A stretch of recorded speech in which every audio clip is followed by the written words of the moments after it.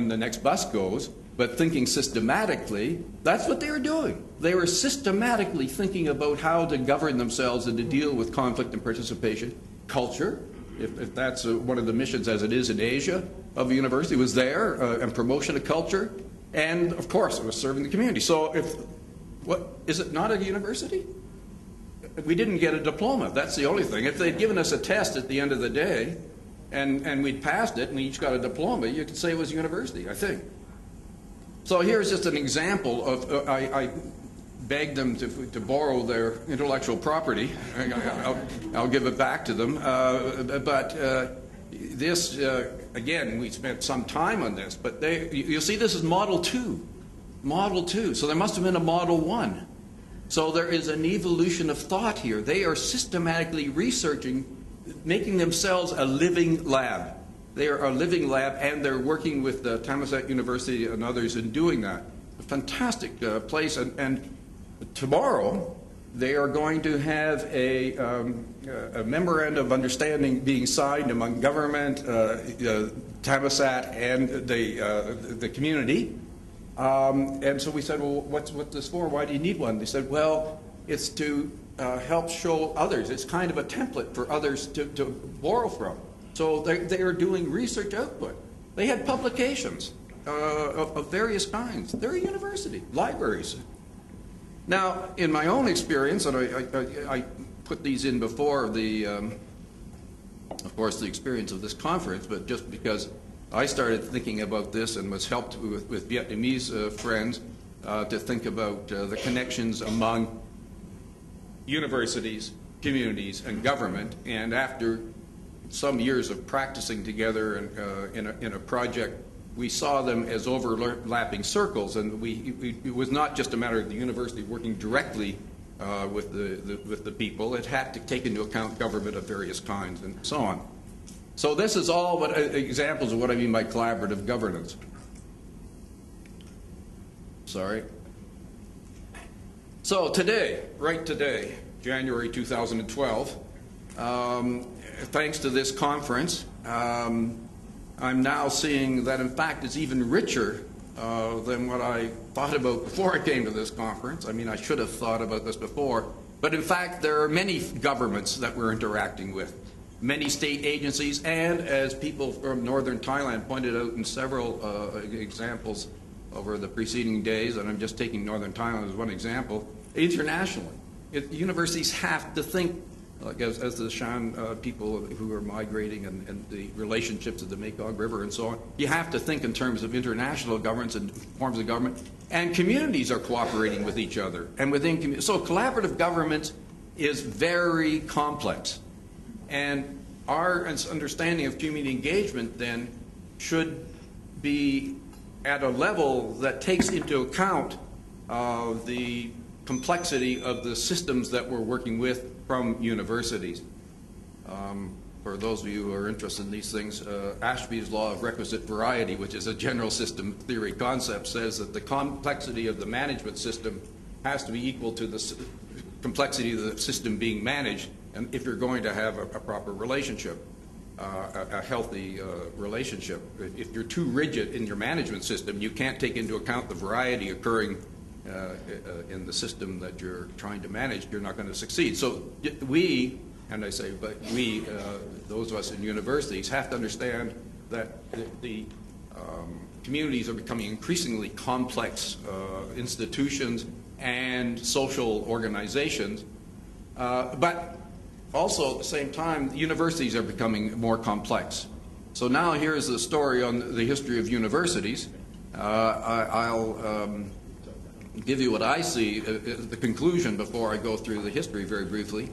There's good news and bad news for engagement, university community engagement. And in my own province, my own university, and our nearest other university in the city, engagement is now official. In the last year or two, the word engagement, not service, the word engagement is now part of the mission statement. That's just the last couple of years. Practice is getting richer and richer, and you're all part of that. But there is bad news. And international ranking I'm embarrassed to say that my own university prides itself if it moves from 37th place to 35th place by some bizarre ranking system that comes out of someplace in China. They actually say we are now, it's so, and the problem isn't so much that they give the number, but that the criteria on which the number is given is based on a very narrow set of criteria of sole source, refereed articles in prominent journals. And then I have a friend at another university, and he very proudly showed me, I think it was called his H-score or something, and they have formulae that you have to delve into to try and understand, but they show who is important and who is not in the scholarly world, but it has nothing to do with what those of us who are engaged with engagement do. So, and the quality assurance standards. Of course there should be quality assurance standards for universities like anything else, but the criteria should take into account. Now, a couple of years ago when Dr. Tittikon and I and a few others were looking into this, we saw Australia had seemed to be moving at that time at least in a direction that was very positive. Perhaps those of you from there can help us learn more. But on the whole, quality assurance does not take, academic quality assurance does not take into account engagement. And funding strategies do not favor engagement, because you have to say we're number 33 or number 12 or whatever it is based on those criteria. My own university has said that there are really only two countries in the world now, and it says this for funding reasons. There's China and India. And Southeast Asia does not exist, at least for the next 5 years. They say there may be other countries discovered, but they've only discovered two, China and India.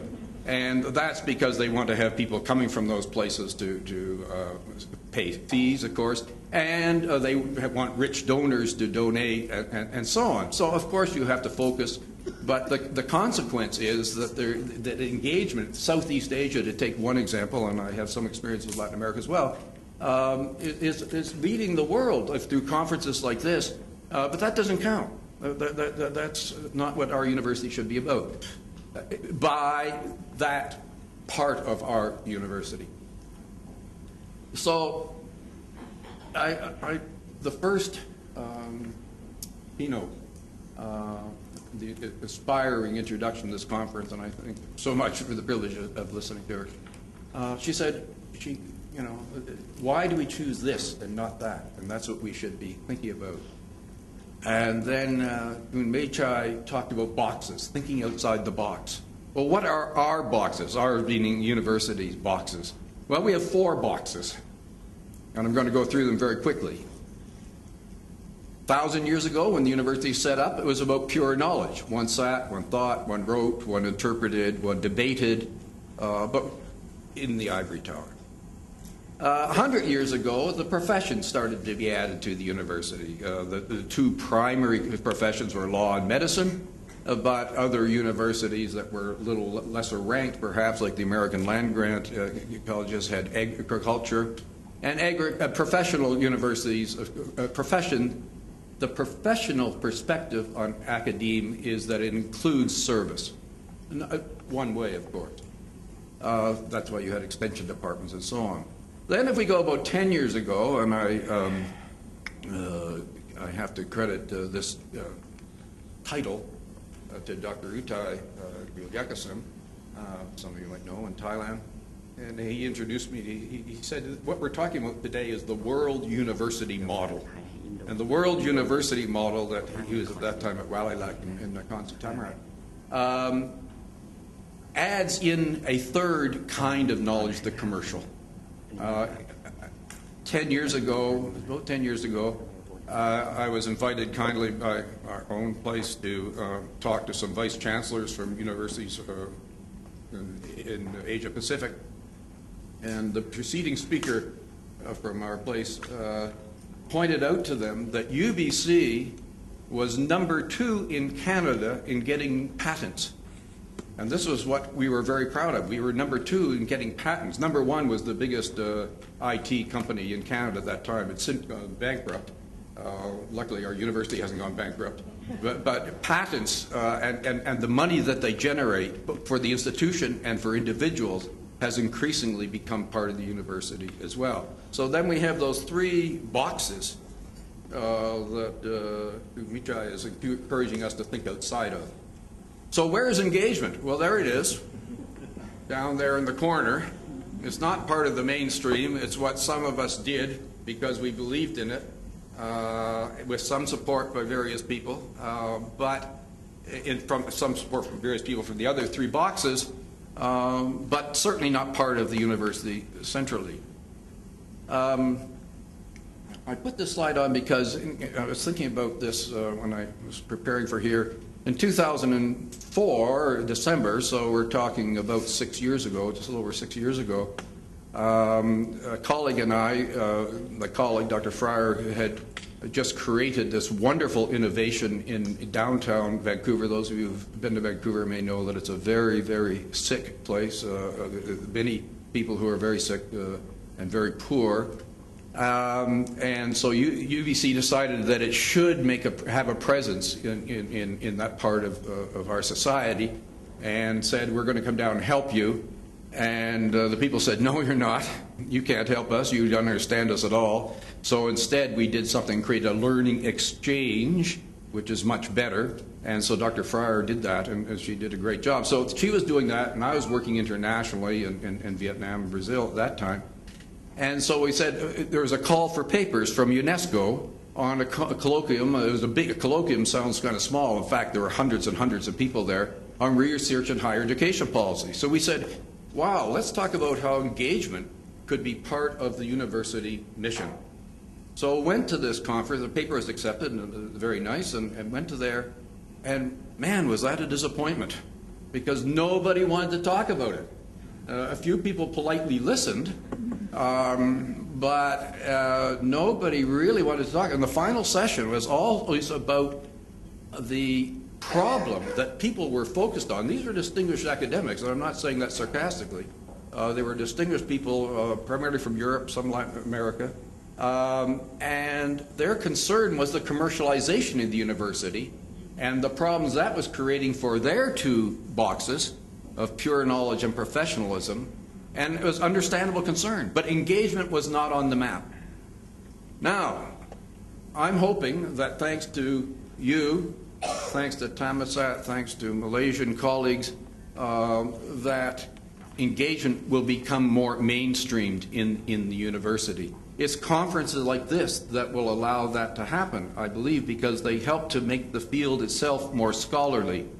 And you'll see that when I drew these boxes, initially I had engagement off way in the overlapping the pure knowledge professional boxes, but thanks to this conference, I'm beginning to understand how we have to link it into the commercial and think about social enterprise within the university, just as we saw Don Kiel community doing it. We have to think about how we can make money, not for to get individually rich, but to support the kinds of activities we want to support. And there have been lots of examples that came. We generated all kinds of ideas yesterday for those of us who are in our group, but I'm hoping that in years ahead, that perhaps in 2013, the event, if this series continues, we'll be able to explore some ways that the innovations to make it financially productive, because the other boxes, the other cultures, academic cultures, are not going to give us a lot of support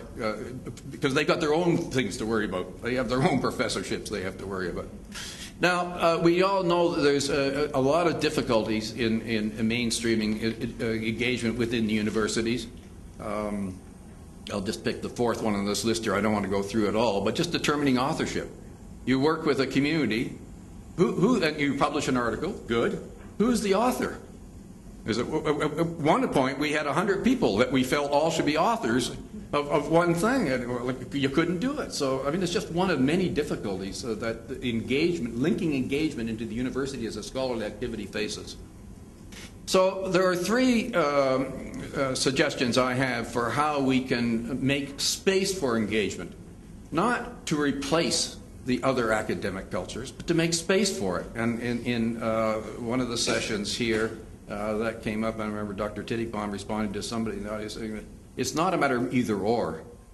It's a matter that we can have the opportunity in universities to do all of these things, and for those of us who want to make engagement our priority, to have space to do that. So there are three ways we could do that, and I'm going to go into just a little bit of detail in each of these. We can connect engagement to the other cultures. Publications is an example. We can treat engagement itself as a scholarly topic. I'll give an example in just a second. Design new curricula and invent social enterprise, as I mentioned. Here's the example of how engagement itself can be a scholarly topic. One of our students was graciously received by Thai friends to learn from Thai universities about how engagement going way back, not just recently, has been practiced here. And she was very fortunate, and I was to work with her. And that was the title of her thesis, Coming Back to Canada to Teach Us in Canada from Thai experience about how universities could do a better job of connecting head, heart, and hands. She went to these universities that are mentioned there. She did a great thesis, and the result was that the engagement itself was seen then a little more clearly as a topic for research of its own kind, for meta-knowledge building, if you will. The second approach we can take is a little different. We can see universities as being centers of social learning, not just centers of knowledge production that is disconnected of society, but that is embedded in the process of social learning, to be organic, perhaps, as Dr. Norman would say. We can innovate courses of mutual learning. I'm going to get to that as an example from Brazil in just one second. Of course, the government funding of engagement can be held, provided. Establishment engagement standards in pushing for them to be included in quality assurance processes.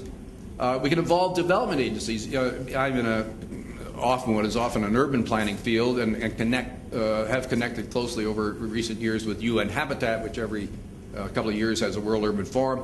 And they have been talking about the role of universities and linking universities better to planners. But for the most part, the thinking has been how the universities can teach city planners how to do a better job, which is ridiculous because the city planners know a lot more about how to do a better job than most planning professors, because they're out there dealing with the realities of the world. So there has to be a co-learning, and an agency like UN Habitat or UNDP or whatever, the list is endless, could be more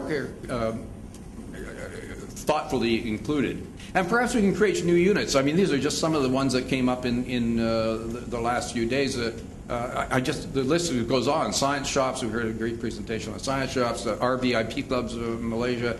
And a point that came up yesterday, we were looking at the intellectual property of the plants that the people, the local wisdom knew, and we started worrying about the pharmaceutical companies are stealing that.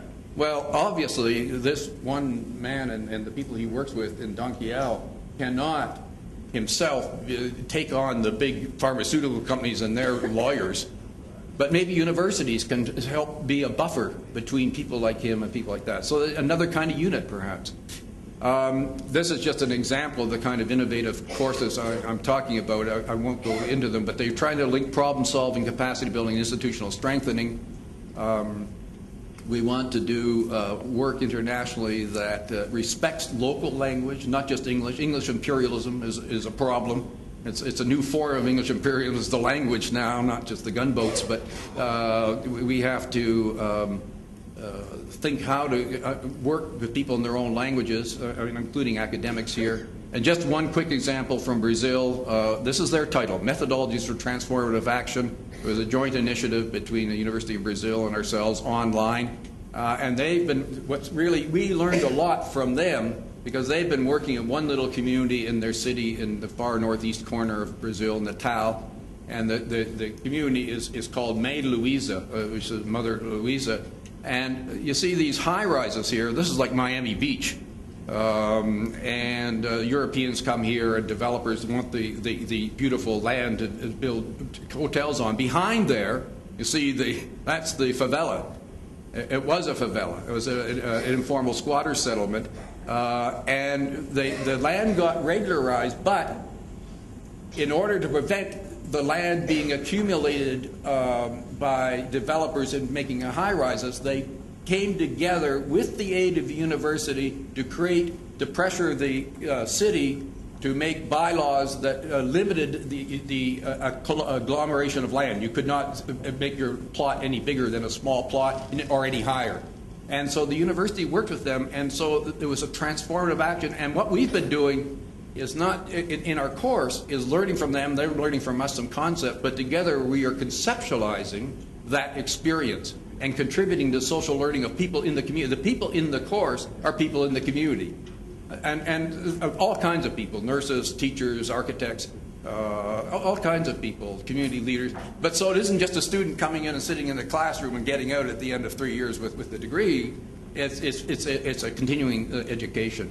So the final point is what we can do together to enhance community engagement's centrality in the university without taking away from the other parts of it, is we can foster institutional learning about engagement such as what we are doing here. We tried, and so here's just an example of what I thought about when I was sitting 2 days ago. So we had Kun Michai talking about innovation in communities. We had Kun Chawan talking about the importance of local wisdom and tradition. And then we had Kun Kruba talking about problem-solving win-wins by focusing on